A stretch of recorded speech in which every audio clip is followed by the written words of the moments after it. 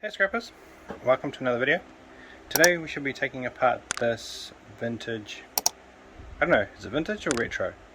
TV from the early 1980s that was a product of the PYE Limited Company, which was started in England.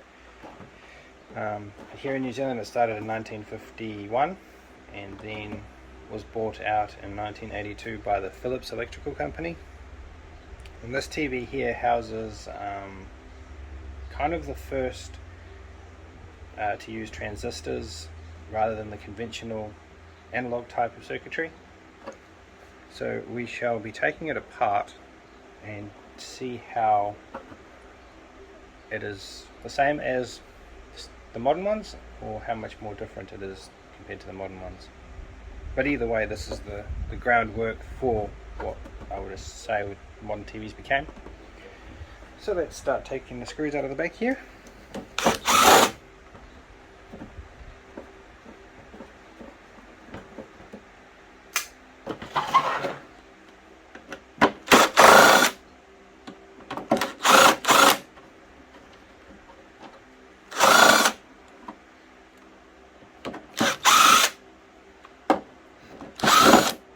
So here you go, guys. The first look at a circuit board from a very early 80s television in New Zealand that incorporated, from what I've read online,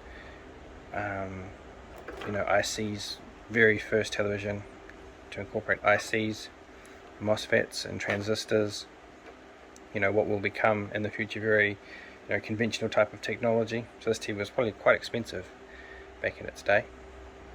And as you can see over here, in modern televisions you have your tuning abilities on the side of your iron ferrite, whereas down here it seems to be here on the television for some peculiar reason, but they knew what they were doing. And other than that, it's just a conventional type television. CRT tube, your yoke, degaussing cables, your tuning devices on the side here, as I say, and then as you can see, I'm not sure if you can, but down there at the bottom is where all the buttons and stuff are. Whereas I assume this would be very, very, very pre-remote control, because I don't see, if this has buttons on it, I'll just flip it up again.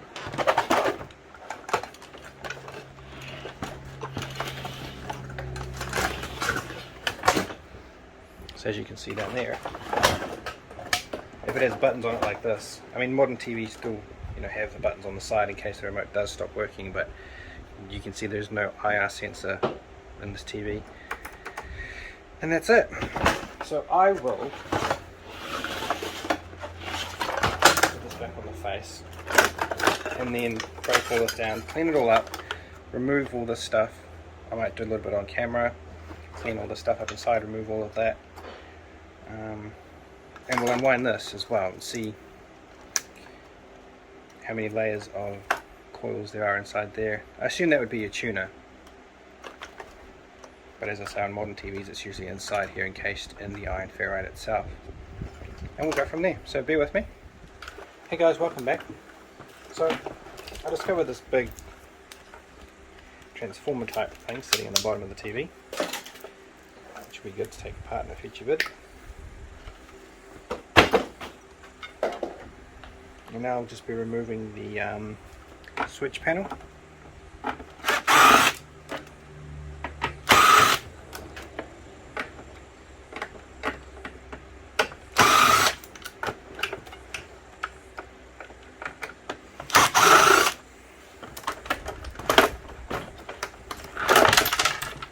There we go. Switch panel removed.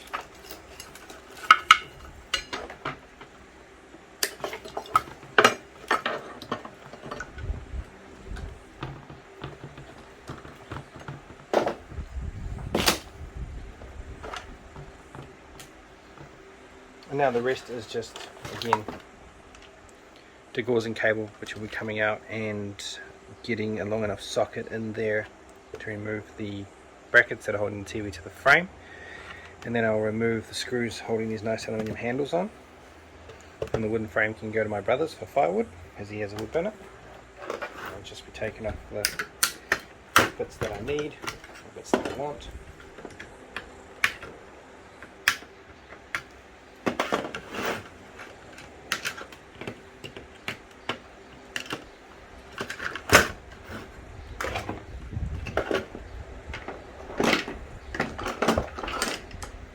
So like this IC chip here.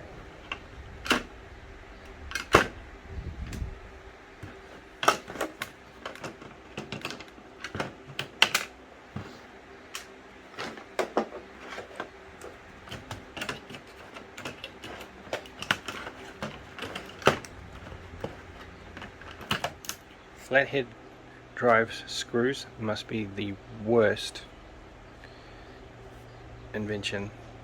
The greatest way to aggravate somebody is to use flathead or slot type screws.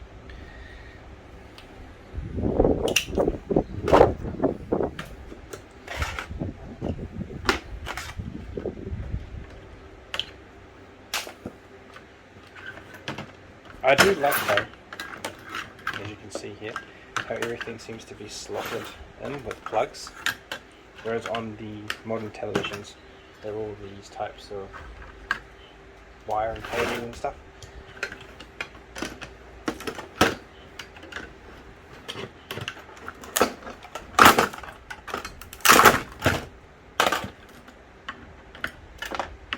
See, some more plugs. It's just so much easier. Pull the plugs off.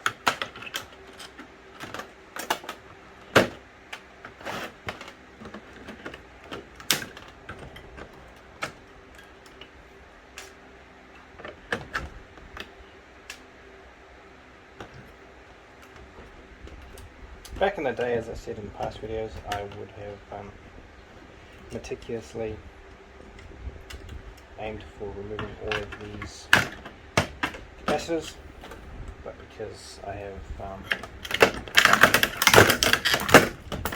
more important things to worry about, my time is better spent on those things. Now see here, there's a little coil. Just make sure it's not steel, otherwise it would be a waste of time, right?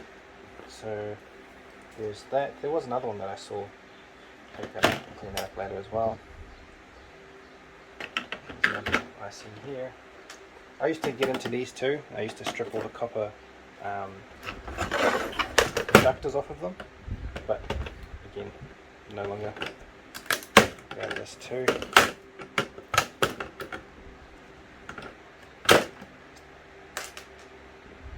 Just check what's underneath this.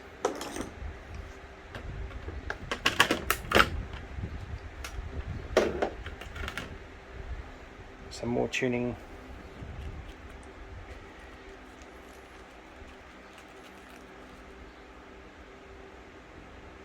Or maybe not.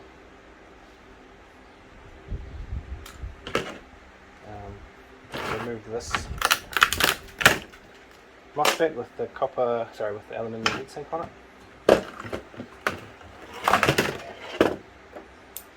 And that's aluminium as well. So I might take a little bit more of these off of screen.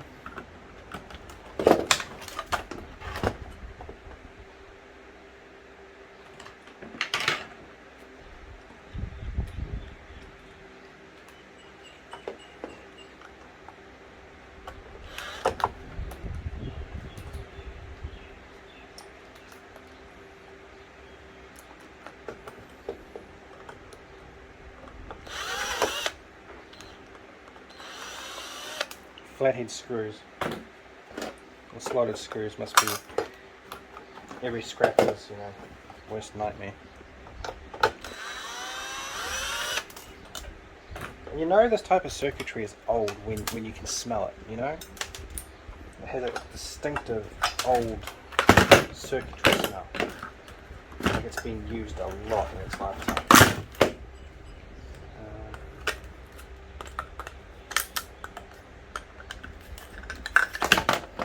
Circuit board, that aside, nice piece of aluminium. And there is an inductor, I believe. Put that down too. Right off there. Another transformer, another small one.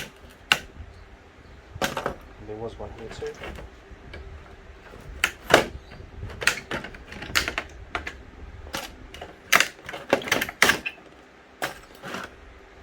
Right, now for this fun part, just clean that up there, take all these capacitors off.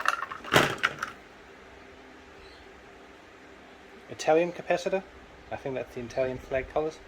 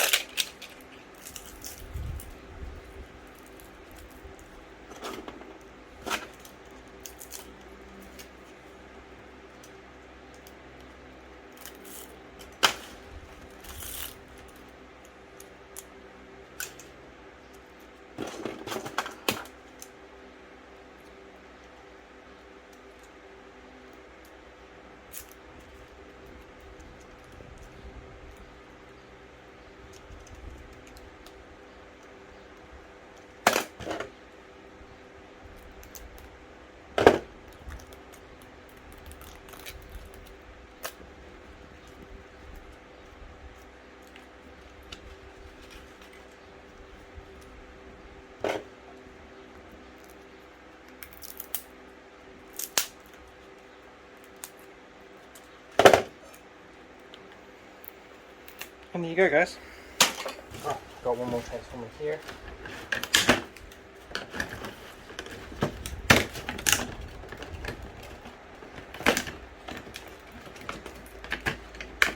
There we go. So I'll be busy with this for a while. I'll just check after all that. Check and see if this is actually copper or not. It does feel like copper. If you've been scrapping for a wee while, you can tell the difference between copper in the hand versus aluminium. This does feel a lot more dense than copper. Aluminium. And now we'll do the scratch test. There we go. So we got some copper there, so that's awesome. So I'll carry on with all of this off screen. Got a bit to clean up as you saw. Carry on with the CRT, take the degaussing cable off, take it out of the frame, clean all of that up, clean up all the circuitry here. Might remove some more of this aluminium caps and the rest of the wire that I chucked over there in that little box. So I hope that was a bit of fun for you all guys. Bit of a blast from the past. I do have another television over there that I'll do in another video. It won't be probably as long as this. It'll probably just be taking the back off, see what it's like, and seeing what the circuit board is, and then that'll be that. So thank you all for joining me. Look after yourselves. I'll catch you all on the next one. Cheers.